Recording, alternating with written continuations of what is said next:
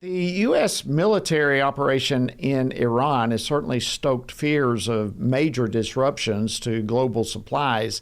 I mean, just today we saw a steep drop in oil prices following President Trump's statement yesterday about the operation potentially ending very soon. But then we saw the prices go right back up. So it's all over the place. So, given how Operation Epic Fury is going so far, what can we expect when it comes to energy security in the coming days and potentially coming weeks? Well, joining us now to discuss this is former U.S. Energy Secretary and former Governor of Texas, Rick Perry, who is now the co-founder and director of Fermi America, which exists to ensure America's global energy and AI dominance. Secretary Perry, welcome to Washington Watch. Always an honor to speak with you, sir. Thank you, Jody. It's a great privilege to be with you today. Thanks. All right. So for those who are watching or listening right now who may not be tracking all of this very closely, what can you tell us about the effect of this operation taking place in Iran as it relates to energy? What kind of impact is it having and will it have? Well, if I may, just a little personal privilege here. I had the opportunity to live in that part of the world 50 years ago. As a matter of fact, I was stationed in 1976 in Dhahran, Saudi Arabia. We were flying in that part of the world. Iran was our partner. That was a relatively peaceful part of the world. And now, half a century later, with 47 of those years being impacted by the radical Islamists that had control of Iran until just recently. And now we have that opportunity to really change the dynamic, if you will. And I think, yes, there's a disruption right now. That is an obvious impact of this war. But it's going to be a short time of an impact, I will suggest to you. The U.S. and our military engagement has just been stunningly powerful.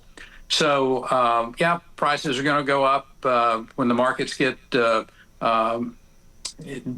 impacted like this is impacting the market.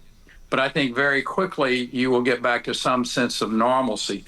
And more importantly than just gasoline prices, and I get it, gasoline prices affect everything out there, but bringing a lasting peace to the Middle East that has been embroiled with this radical Islamist regime in Iran for 47 years.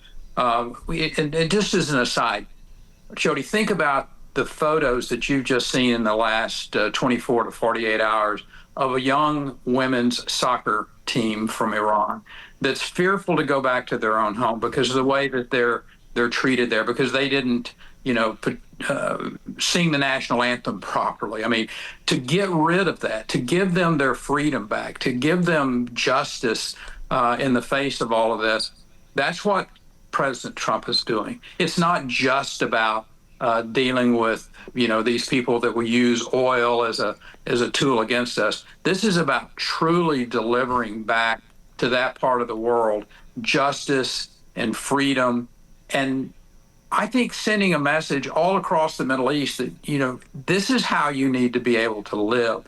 And the United States and Israel are both going to be your partners in that and giving you a substantially better way of life. And in doing that, also stop this regime from using those natural resources, in this case, the fossil fuels, against freedom-loving people all around the globe. Yeah, absolutely. Great perspective there. Let me ask you this, kind of a before, present, and future perspective. Before this operation with Iran, how would you describe the state of energy security in America? How would you describe it now, and how would you describe it going forward? Well, I'm going to be just a little bit partisan here, but for 8 years, you had the Obama administration that was very much anti-fossil fuel. You saw all of this, if we'll just go to solar, if we'll just go to wind energy, we'll all live happily ever after. And and the radical left, they were the ones that were driving that agenda. My friend Alex Epstein, who I happen to think is one of the brightest young faces out there, in the philosophical world, if you will, but he's really got to focus on fossil fuels, and he understands with great clarity that to see human flourishing all around the world, particularly in the African continent, you've got to have access to fossil fuels and nuclear power, but fossil fuels in particular. And that, I think, is a very, very powerful message out there that if you want to see the human race flourish, if you want to be able to send the message to people that your children are going to have a better future than you have, then you've got to support fossil fuels and to bring that energy into those communities. I mean, most people have no understanding about what it's like to live in an African community that may not have access to power at all. That to have a single light bulb, to open up the night to light instead of darkness. I mean, that's a powerful message out there. And it's the message that the Trump administration came forward with in 2017.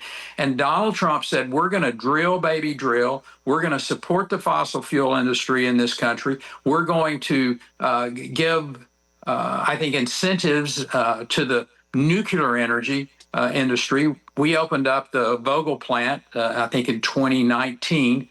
Under President Trump's administration and his leadership.